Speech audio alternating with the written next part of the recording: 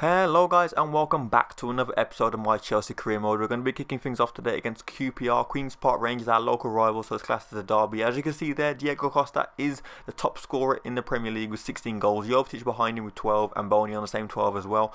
I don't think that's the Boney that plays for Man City. I think he actually moved. I'm not too sure. It's gone too fast for me, but as you can see, I put check in goal just because I thought Courtois was conceding a lot of goals lately, petty goals, so I thought I'd change things up a bit, bring the old man back in, pity check the legend himself, and as you can probably see, he does alright, you'll see in the highlights next anyway, but as you can see, QPR started better. Look, it's for a beautiful save. I checked the reflexes there, but to be fair, it was straight at him. Like I said, QPR came on strong in the first half. We didn't really leave our box, to be fair. A shot from Zamora here just drags it wide. Probably should do better there, but anyway, look at a shot here, force of Willian on the edge of the box, just comes inside, takes a shot, but I think that's Rob Green in goal there. Man, they just to just palm it away. Ivanovic with the fake shot, cuts inside, whips the ball in, and look at that for a header from Cuadrado. Cuadrado of all people, you'd think that was Didier Drogba, or even Diego Costa with that sort of heading, but what a goal from Cuadrado, beautiful header, guided it past Rob Green to the goal. The header was coming away from him as well, it shocked me to be fair, but as you can see, a ball falls to Cahill, just nearly lobbed him, but not really the case. Ball over the top for Diego Costa as well, runs in on goal, takes a shot, boom, straight off the post. Unlucky there for us. That is not the game. That's not what we want to see. Barkley shot again. Willian should really put this in, but he doesn't.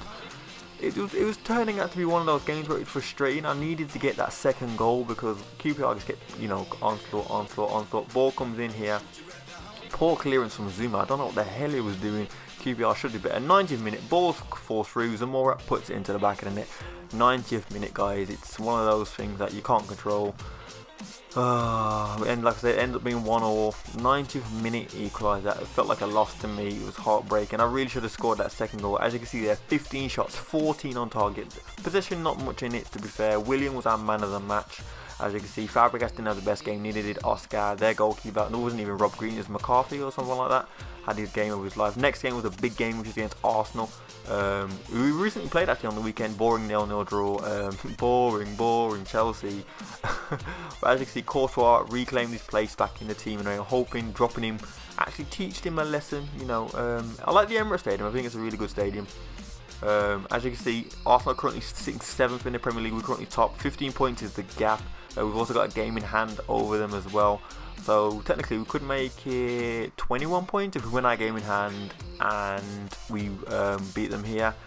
Oh man, Arsenal, they're a great team. Welbeck, Sanchez, Wilshere, Ramsey, Cazorla, Ozil. I mean, they're a really good team. The defence probably what lets them down with the likes of Debuchy, Chesney in goal.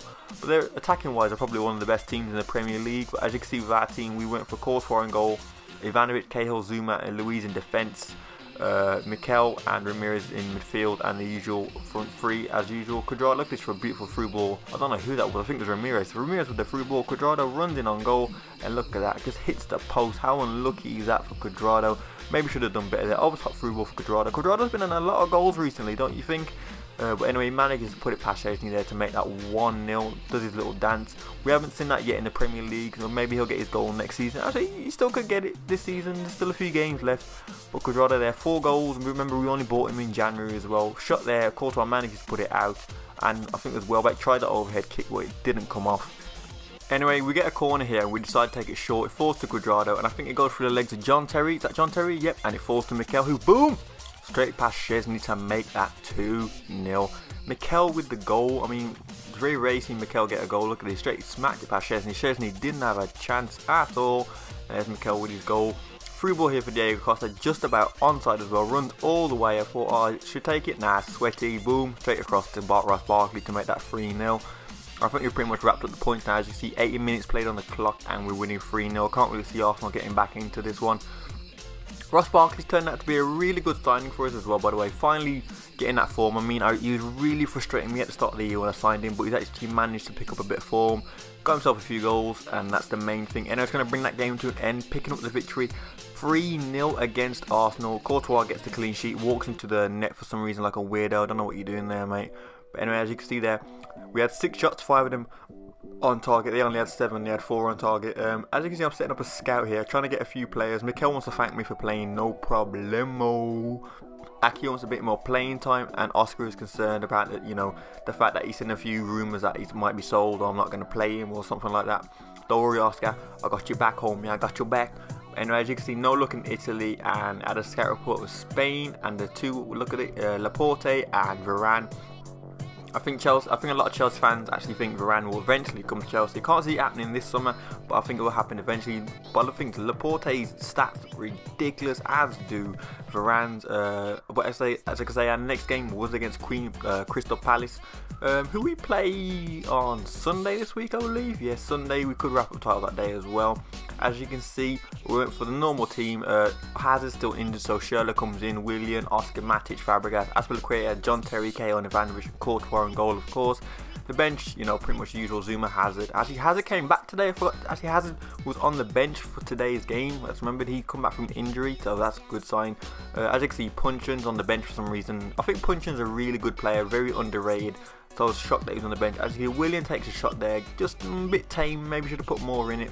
As you can see, they get a chance here as well, but beautiful save there by Courtois, straight at him, and he put it out as well. It's the main thing. Beautiful through ball here for Oscar, who cuts inside, takes a shot, and look at that for unlucky. That is a deflection. That is, as you can see, it was going wide as well. You'll see from the camera angle in a minute. As you can see, that was going wide. Look how wide that was going. That was going wildly wide. But anyway, managed to pick up the victory there. I mean, not the victory, the goal. Look at that for a shot of Oscar again. Oscar had one of those games where he wanted to prove a point. Maybe he wanted to get back into the team, but he definitely proved it. As you can see, Oscar here cutting inside and out. Finds Fabregas. Tame little shot, but maybe should do a lot better. But as you can see now, it's the return of the king, Eden Hazard himself. You know what the man can do, dribbling in and out. Finds Matic here, cuts in. Look at this, Matic on his right foot. We all know he's left-footed. And he puts it into the back of the net. As CDM getting forward, guys, that's very rare that happens. Cuts inside, boom, finds a bottom right corner of the net to make that 2-0 to us. Has a look at him, wibbling, dribbling, look at that. They can't handle him, goes for the near post, but can't find it, unfortunately.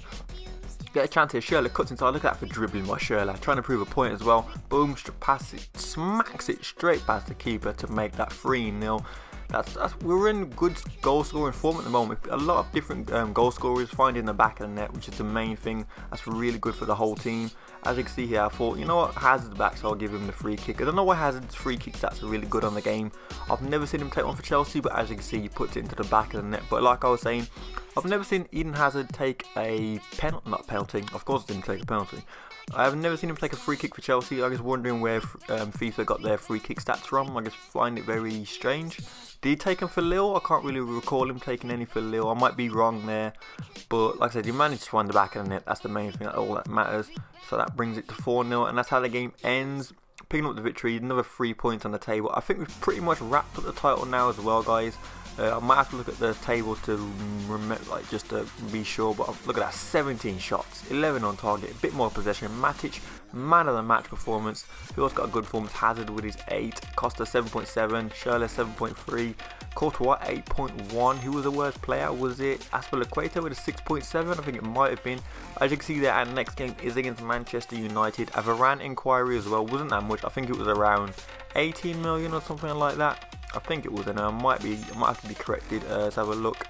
I didn't even see it there. Did you not see it? I think it's around 18 million or something like that.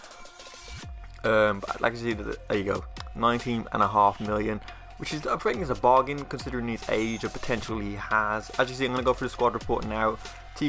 Thibaut only 86 rated. He hasn't really moved at all, which I find quite shocking. Ivanovic gone up by 1, is now rated 82, but he's unhappy because of the whole contract situation. I'm not going to offer him the wage that he wants considering his age.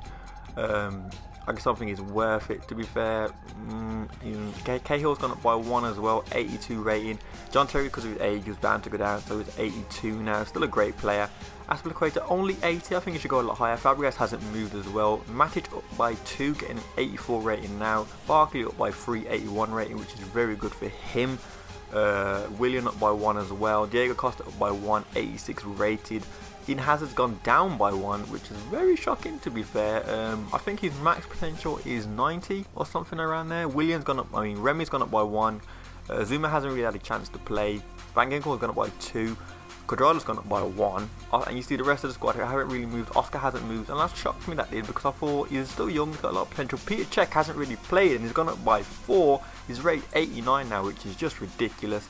As you can see, a few of the youngsters have gone up by a couple, 89, 52, you know, around that sort of mark. But I'll be using them a lot more in the future. Hopefully they can build up their potential, send them out on loan next season, get a lot more game time. Nathan Ake, I'm not too sure. He's getting towards that age now where he needs to either play or be sold. Let me know what you guys think. If you can think of any transfers, by the way, guys, that you think we should sign, any players that you think, oh, we need to get a striker here, there, or whatever, leave the names down below. Anyway, I hope you're having a wonderful day, by the way, guys. I'm going to bring this episode to a close. Next episode will be the last one. I want to thank you guys for watching. Hope you're having a wonderful day, and I'll see you in the next episode. See you guys. Peace.